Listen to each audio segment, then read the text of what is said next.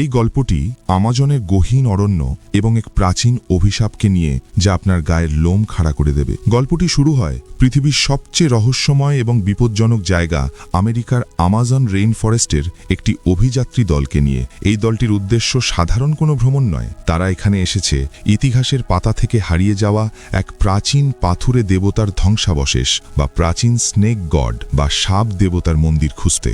এই দলে যেমন আছে অভিজ্ঞ গাইড, তেমনি আছে লোভী এবং উৎসুক কিছু সদস্য।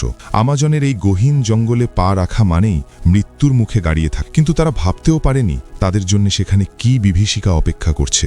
গাইড সাথে থাকায় দলের বাকি সদস্যরা কিছুটা নিশ্চিন্ত ছিল। তারা ভেবেছিল এটা হয়তো খুব সহজ একটা অভিযান হবে, বড়জোর এক রাত জঙ্গলে কাটাতে হবে, পরদিন ধ্বংসাবশেষ খুঁজে নিয়ে তারা নিরাপদে ফিরে যাবে। কিন্তু এই অতিরিক্ত আত্মবিশ্বাসী তাদের জীবনের সবচেয়ে বড় ভুল হতে যাচ্ছিল। তারা সিদ্ধান্ত নিল রাতে পালা করে পাহারা দেবে, কিন্তু দুর্ভাগ্যের বিষয় হলো পাহারার দায়িত্বে রাখা হলো এমন একজনকে যে কিনা সবসময় তন্দ্রাচ্ছন্ন থাকে বা ঘুমোতে ভালোবাসে। যখন পুরো জঙ্গল নিস্তব্ধ হয়ে এলো, তখন সেই পাহারাদার ছেলেটি আগুনের পাশে বসে ঢুলছিল। সে জানত না অন্ধকারের আড়ালে এক দানবীয় আতঙ্ক নিঃশব্দে তার দিকে এগিয়ে আসছে। হঠাৎ তার মনে হলো ঘাড়ের কাছে কিছু একটা খুব শক্তভাবে চেপে বসেছে। ঘুমের ঘোরে সে ভাবল হয়তো তার কোনো বন্ধু তাকে জাগানোর জন্যে কলার ধরে টানছে। সে অবলীলায় বলল, আরে ভাই, জাগানোর জন্যে কলার ধরার কি দরকার? কিন্তু যখন সে চোখ খুলল এবং পেছনে তাকালো, তার রক্ত হিম হয়ে গেল।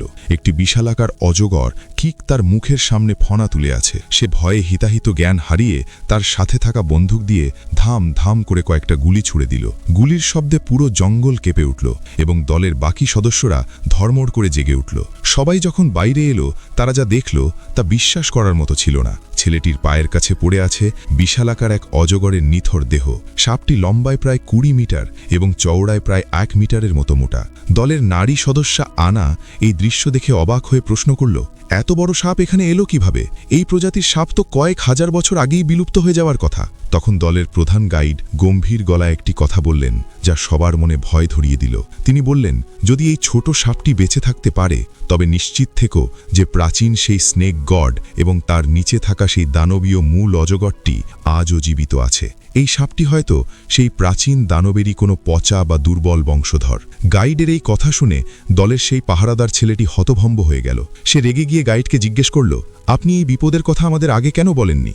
গাইড শুধু শান্তভাবে উত্তর দিলেন, আমিও কল্পনা করতে পারিনি যে কয়েকশো বছর আগের কোনো প্রাণী আজও এই জঙ্গলে বেঁচে থাকতে পারে। পরদিন সকাল হলো, কিন্তু রাতের সেই আতঙ্ক সবার মনে গেঁথে গিয়েছিল। সবাই ভাবল অভিযান শেষ করে ফিরে যাওয়া উচিত, কিন্তু নিয়তি তাদের জন্য অন্য কিছু লিখে রেখেছিল। তারা যখন বনের আরও গভীরে যেতে শুরু করল, তখন অন্ধকারের আড়ালে আরও একটি ক্ষুধার্ত চোখ তাদের ওপর নজর রাখছিল। হঠাৎ বাতাসের গতি বদলে গেল। গাইডের তীক্ষ্ণ দৃষ্টি আর অভিজ্ঞ কান বুঝতে পারল কিছু একটা ধেয়ে আসছে। মুহূর্তের মধ্যে একটি বিশালাকার সাপ তাদের ওপর ঝাঁপিয়ে পড়ার চেষ্টা করল, কিন্তু গাইড ছিলেন অত্যন্ত দক্ষ। সাপের আক্রমণ করার আগেই তিনি তার ধারালো তলোয়ার বের করে এক কোপে সাপটির মাথা দেহ থেকে আলাদা করে দিলেন। বিশালাকার সেই সাপের শরীরটি 2 খণ্ড হয়ে মাটিতে ছটফট করতে লাগল। সাপটিকে মারার পর গাইডের মুখে কোনো বিজয়ের হাসি ছিল না, বরং তিনি আরও গম্ভীর হয়ে গেলেন। তিনি মাথা নাড়িয়ে বললেন, এটি একটি রোড ব্লকার স্নেক বা পথ রোধকারী সাপ। এটি একটি অশুভ সংকেত। এর মানে হলো আমরা ধ্বংসাবশেষের যত কাছে যাচ্ছি, প্রকৃতি আমাদের তত বাধা দিচ্ছে। জঙ্গল আমাদের সেখানে যেতে নিষেধ করছে।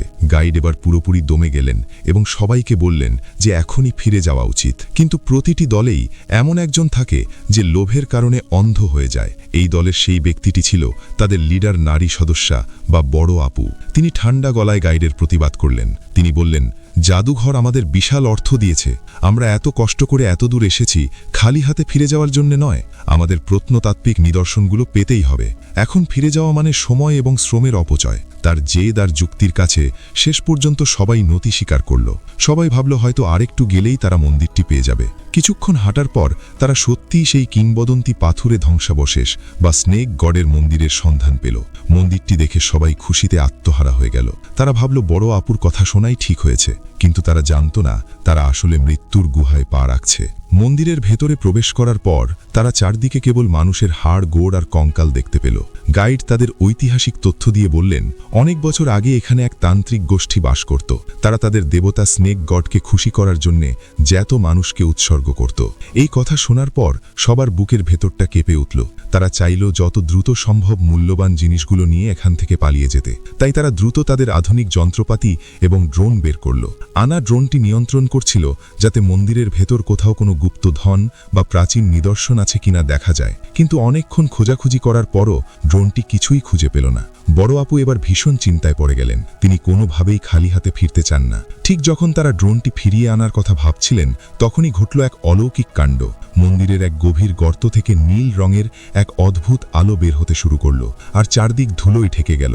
আতঙ্কে সবাই মন্দিরের বাইরে দৌড়ে বেরিয়ে এলো। কিন্তু তাড়াহুড়ো করতে গিয়ে আনা ড্রোনটির নিয়ন্ত্রণ হারিয়ে ফেলে এবং ড্রোনটি সেই গভীর গর্তের ভেতর পড়ে যায়। একদিকে সম্পদ পাওয়া গেল না, অন্যদিকে দামি ড্রোনটিও হারিয়ে গেল।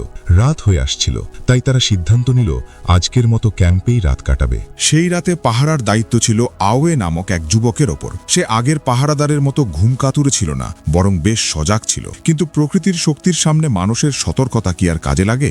যখন আওয়ে একাকী আগুনের পাশে বসে ধূমপান করার কথা ভাবছিল, হঠাৎ তার মনে হলো পেছন থেকে কেউ তাকে লক্ষ্য করছে। তার মেরুদণ্ড দিয়ে একটি শীতল স্রোত বয়ে গেল। মুহূর্তের মধ্যেই এক বিকট চিৎকারের শব্দ শোনা গেল এবং সাথে কয়েক রাউন্ড গুলির আওয়াজ। সবাই তড়িঘড়ি করে বাইরে এলো, কিন্তু আওয়েকে আর কোথাও খুঁজে পাওয়া গেল না। চারদিকে কেবল নিস্তব্ধতা।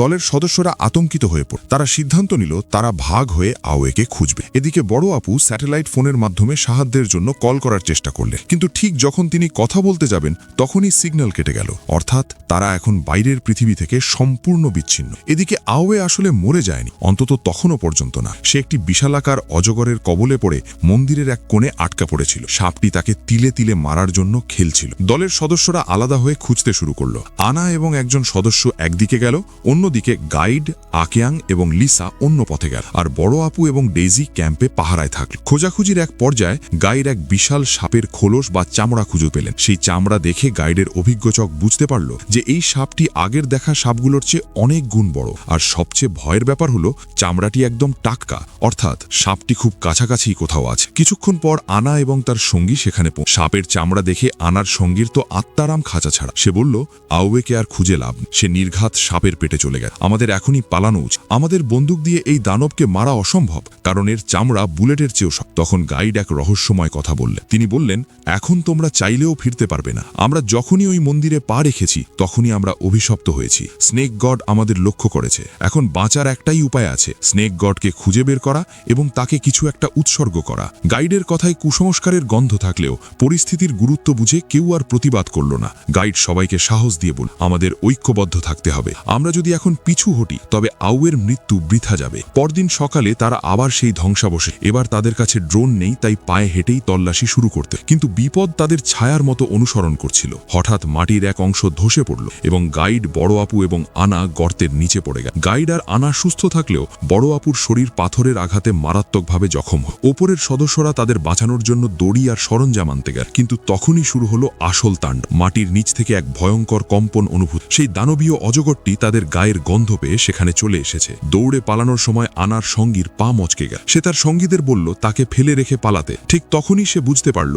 সে একা নয়। বিশাল সেই সাপটি তার সামনে পেছনে দুই দিক দিয়েই তাকে ঘিরে ফেলেছে। এদিকে লিসা আর ডেইজি পালানোর পথ খুঁজতে গিয়ে মন্দিরের এক গোপন কক্ষে পৌঁছে গেল। সেখানে তারা প্রচুর প্রাচীন ধনসম্পদ এবং মন্দিরের একটি ম্যাপ খুঁজে পেল। ঠিক এই মুহূর্তে গল্পের মোড় ঘুরে যায়। গাইড তার আসল রূপ দেখালেন। যখন তিনি দেখলেন যে এত ধন সম্পদ সেখানে আছে, তার মনে লোভ জেগে উঠল। তিনি ভাবলেন এই সম্পদ একা ভোগ করতে হলে বাকিদের সরিয়ে দিতে হবে। তিনি কুসংস্কারের দোহাই দিয়ে আনাকে বাধ্য করলেন বলি দেওয়ার পোশাক পরতে, অর্থাৎ গাইড নিজেই এখন খুনি হয়ে উঠেছে। অন্যদিকে লিসা আর ডেইজি যখন ম্যাপ নিয়ে পালাচ্ছিল, লিসা ভুলবশত একটি প্রাচীন ফাঁদে পা দিয়ে ফেলল। সাথে সাথে একটি বিষাক্ত তীর এসে তার গলায় বিঁধল এবং সে সেখানেই প্রাণ হারালো। সাপটি লিসার লাশের গন্ধ পেয়ে সেখানে চলে এলো, তাই ডেইজি বাধ্য হয়ে লিসাকে রেখে একা প্রাণ বাঁচাতে পালালো। গল্পের ক্লাইম্যাক্স শুরু হয় যখন গাইড আনাকে নিয়ে সেই বিশাল গর্তের কাছে পৌঁছান যেখানে সাপটিকে উৎসর্গ বা বলি দেওয়া হয়। ঠিক যখন গাইড আনাকে মারতে যাবেন ডেইজি সেখানে এসে হাজির হয় এবং গাইডকে পেছন থেকে ধাক্কা দেয়। গাইডের মাথায় একটি ধারালো পাথরে লেগে তিনি সেখানেই মারা যান। এখন কেবল আনা আর ডেইজি বেঁচে আছে। তারা সিদ্ধান্ত নিল তারা আলাদা হয়ে যাবে যাতে অন্তত একজন বেঁচে ফিরতে পারে। ডেইজি নিজেকে টোপ হিসেবে ব্যবহার করে সাপের নজর কাটতে শুরু করলো এবং আনাকে বলল অস্ত্র আর সরঞ্জাম নিয়ে আসতে। ডেইজি বিকট শব্দ করে সাপটিকে নিজের দিকে টেনে আনল, কিন্তু ভাগ্যের পরিহাসে ডেইজি আগে বের হয়ে গেলেও আনা পেছনের পথে আটকা পড়ল। দানবীয় অজনরটি এখন কেবল আনার পেছনে। ঠিক যখন মনে হচ্ছিল আনা মারা যাবে, তখনই উদ্ধারকারী দল সেখানে এসে পৌঁছালো এবং সাপটির ওপর এলোপাথারি গুলি চালিয়ে তাকে কিছুটা দুর্বল করে দিল। তারা আনাকে উদ্ধার করে নিয়ে যাওয়ার সময় ডেইজির সাথে দেখা হলো। দুই বন্ধু একে অপরকে জড়িয়ে ধরল, কিন্তু সুখ বেশিক্ষণ সইল না। হঠাৎ সেই বিশাল সাপটি ডেইজিকে এক নিমেষে গিলে ফেলল।